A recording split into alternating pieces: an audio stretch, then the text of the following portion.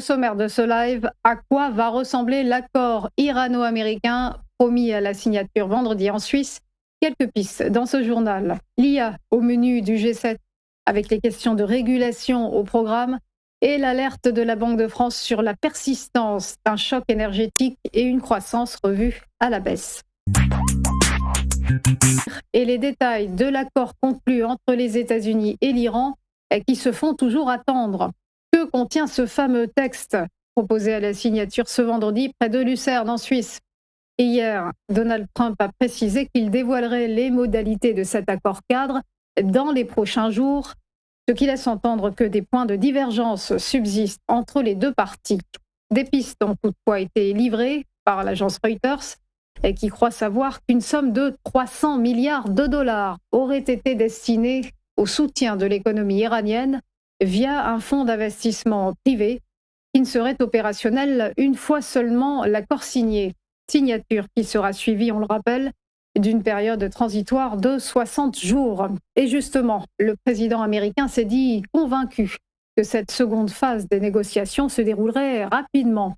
Un optimisme loin d'être partagé par son rival chinois, le ministre des Affaires étrangères du pays ayant prévenu le médiateur pakistanais que cette phase des discussions entre Téhéran et Washington serait difficile. L'Iran n'aura jamais d'armes nucléaires, au risque de subir l'enfer, a de son côté affirmé Donald Trump, de même que Téhéran ne pourrait obtenir l'arme atomique auprès d'un pays tiers.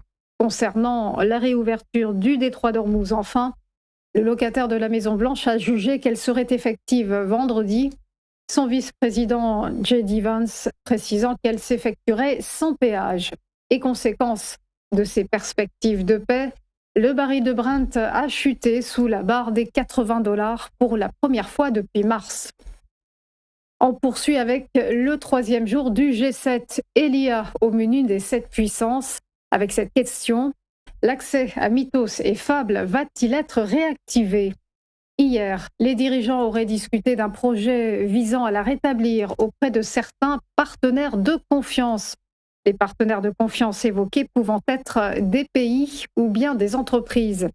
Vendredi dernier, vous le savez, les restrictions imposées par le décret de Trump aux entreprises non américaines avaient déclenché un tollé, celles-ci étant exclues de l'accès à ces nouveaux modèles d'anthropiques les plus avancés, la Maison-Blanche invoquant des raisons de sécurité nationale. Au G7, les discussions se seraient donc tenues en présence de Howard Lutnick, le secrétaire américain au commerce. Un accord sur l'élargissement de l'accès à ces technologies permettrait aux pays du G7 de renforcer leur cybersécurité face à leurs rivaux commerciaux comme la Chine. Des questions qui devraient être abordées ce mercredi à Évian par les dirigeants d'Anthropic, Google et OpenAI à l'occasion d'un déjeuner de travail. Et on termine avec la phrase du jour. L'économie française fait face à un choc énergétique persistant. C'est l'alerte lancée par Emmanuel Moulin.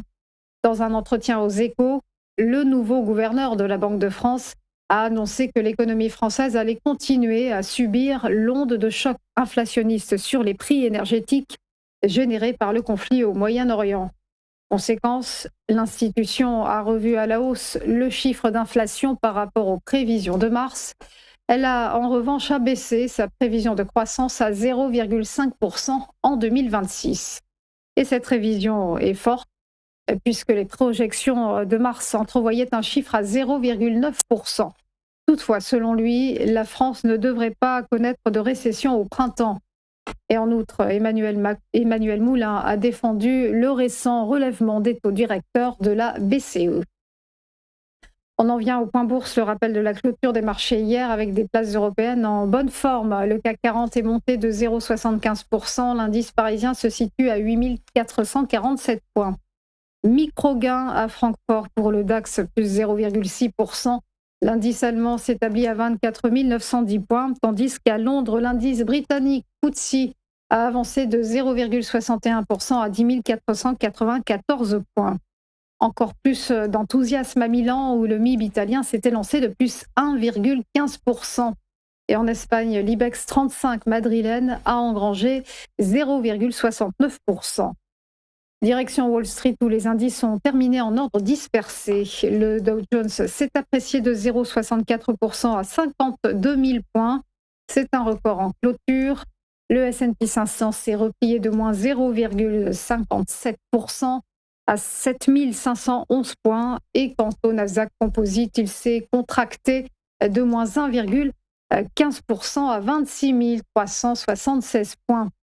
On termine avec le Nikkei à Tokyo. L'indice japonais a fini en hausse de plus 0,86%. Et voilà pour ces dernières infos. On va marquer une pause et on se retrouve juste après pour Chronocac. À tout de suite.